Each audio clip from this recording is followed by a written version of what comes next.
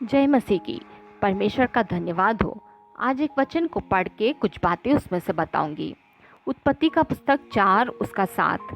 यदि तू भला करे तो क्या तेरी भेंट ग्रहण न की जाएगी, और यदि तू भला ना करे तो पाप द्वार पर छुपा रहता है और उसकी लालसा तेरी ओर होगी और तू उस पर प्रभुता करेगा।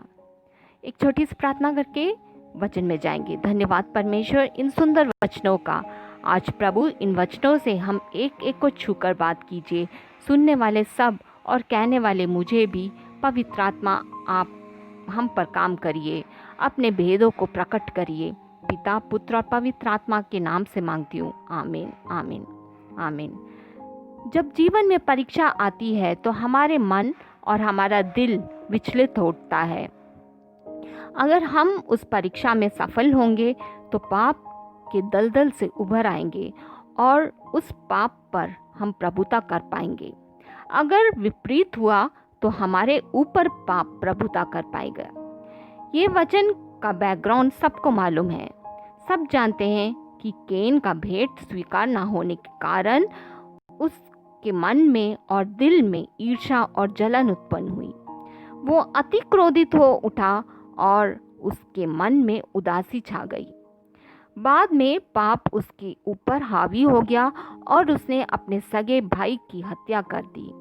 जब वो क्रोधित हुआ तब ये वचन परमेश्वर ने उससे कहा था कि पाप द्वार पर छुपा रहता है। क्रोधित होना बहुत सरल है, लेकिन अगर आप एक मैच्योर इंसान हो जो परमेश्वर का भय मानते हो तो शांत रहना भी सीख जाओगे। कितना भी गुस्सा दिलाने वाला मौका क्यों ना हमारे पास आए तो भी हम शांत मन लेके चलेंगे। एक कल्पना बताती हूँ।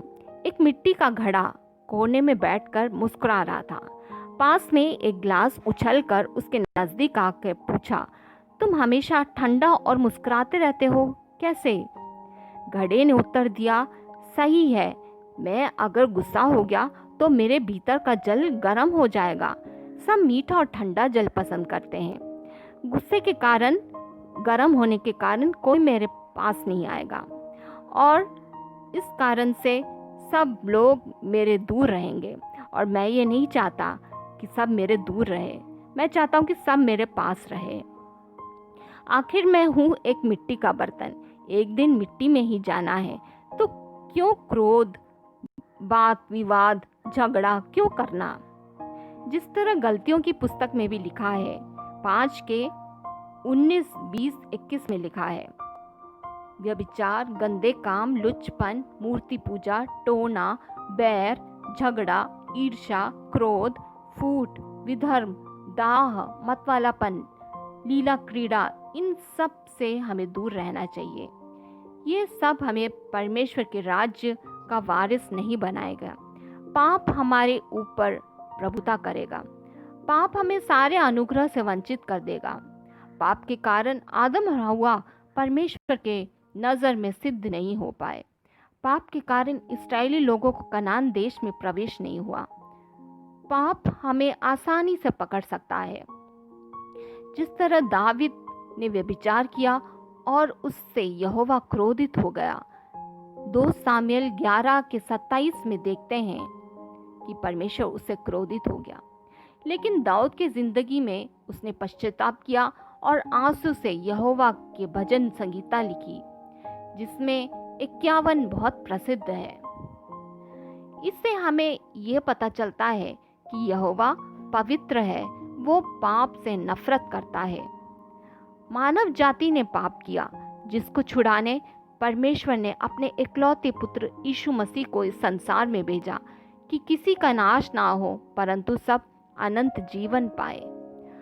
हम जैसे रोमियो 6 के 23 में देखते हैं, क्योंकि पाप की मजदूरी तो मृत्यु है, परंतु परमेश्वर का वरदान हमारे प्रभु यीशु मसीह में है, जो अनंत जीवन है। तो यीशु मसीह के पवित्र लहू में हर दिन धोकर शुद्ध होना जरूरी है, जैसे रोमियो 3 के 23 में लिखा है, इसलिए कि सबने पाप किया है और परमेश्वर की महिमा से रहित है। उसके अनुग्रह से, यीशु मसीह के छुटकारे से हम धर्मी ठहर सकते हैं। पाप हमारे ऊपर प्रभुता ना कर पाए, इसलिए हमें जागृत रहना है। हर एक को अपनी सुरक्षा यीशु मसीह के पावन लहू में ही मिलेगी। मन फिरा के पापों से प्रायश्चित करके यीशु मसीह को उद्धारकर्ता मानकर चलोगे तो अनंत जीवन का वारिस बन पाओगे। धन्यवाद इस वचनों का। जय मसीह की।